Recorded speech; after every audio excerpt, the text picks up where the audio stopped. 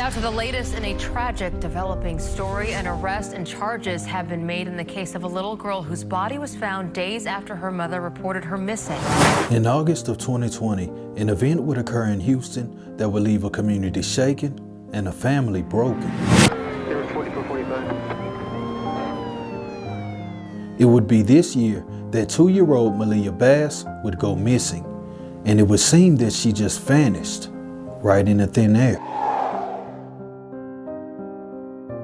And when she's finally found, the outcome would leave more questions than answers, and no amount of preparation could prepare a community for the truth.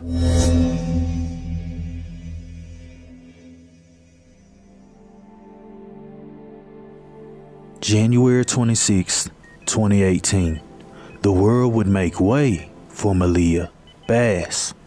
Malia would be born to her mother Sahara Irvin and her father Octavius Bass. For whatever reasons, the relationship between the mother and the father didn't work out, and that would lead them to part ways.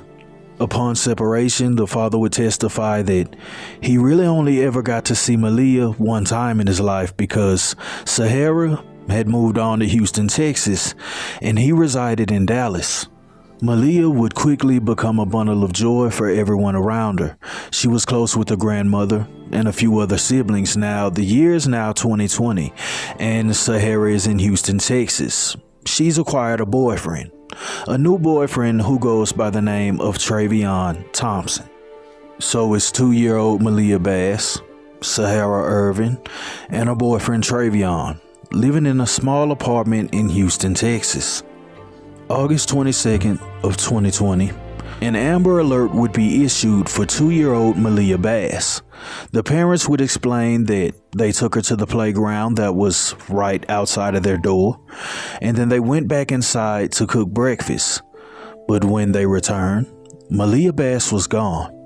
This neighborhood was no walk in the park. It was, in fact, a dangerous setting, and it had a high crime rate. So leaving a 2-year-old at a playground, even if it's right outside your door, is unexplainable. But in this situation, upon being reported missing, the police can only go off of what they're told. So an Amber Alert would be issued and the search would begin. The police began to conduct the normal procedures. They began interviewing family, friends, any close relatives, anyone who has crossed paths with Malia in the last 48 hours. However, through this process, nothing was learned, and Malia's whereabouts was still a mystery. August 22nd of 2020 comes and goes, and then August 23rd. On this day, a jogger would be jogging near Bray's Bayou. While along this jog, the jogger would spot something odd in the water. So they go a little closer to inspect this object in the water. But once they get closer, they realize that it's not an object and that it's an actual person. So the jogger contacts the authorities. And when they arrive on the scene, the authorities would discover the body of a young child floating amongst the dirty water of Bray's Bayou. The police would then process the scene, and then they would move towards identification. And it wouldn't take them long to figure out that this was in fact the body of 2-year-old Malia Bass. A Sunday morning jog led to a disturbing discovery here along Bray's Bayou in the Gulf Gate area, one that for one Houston mother took all hope of her finding her daughter alive. I'm drained. I've been looking for her for 24 hours. Prayed and prayed and prayed that she was okay. But then when they found out that her body was out there, it really broke my heart for real, because we was out here since 8 in the morning looking for her. They should have took me. They should have took me. The baby out here to play and went back in the apartment and shut the door for 5 minutes. They admit they realize this is a very, very high crime area. It doesn't make any sense that if you know this is an extremely high crime area, why would you bring your 2-year-old baby to a playground, go back in the house and shut the door behind you? What's going on?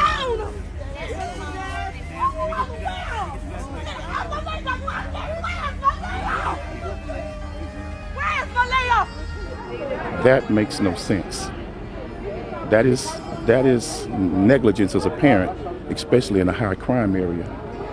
But the bottom line is this case needs further in-depth investigation, because we both know that baby didn't die of natural causes, but there's something definitely wrong with this case. Amen. Where's Malia? Travion! Travion, where's Malia? The authorities have now recovered and identified the remains of 2-year-old Malia Bass. But while this situation is going on, they're waiting for pending autopsy results to figure out where they go next. But for now, all the suspicion was cast on the boyfriend and the mother. And the public had a lot to say.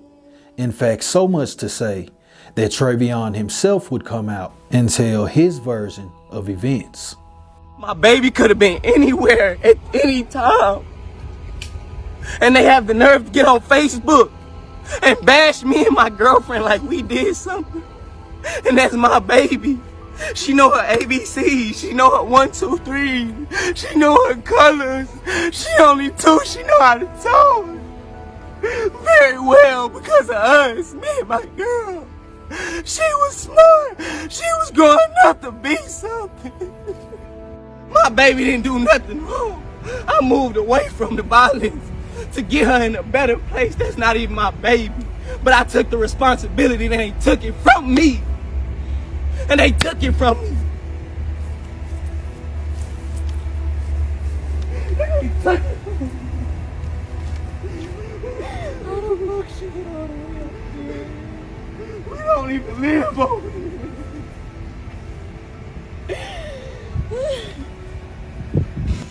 Upon retrieving the body of Malia Bass, they would immediately go forward with an autopsy. And during this autopsy, it would reveal some telling things. Along the body, they would discover loop-shaped bruising, as well as a number of trauma marks. The coroner would conclude that this was in fact homicide.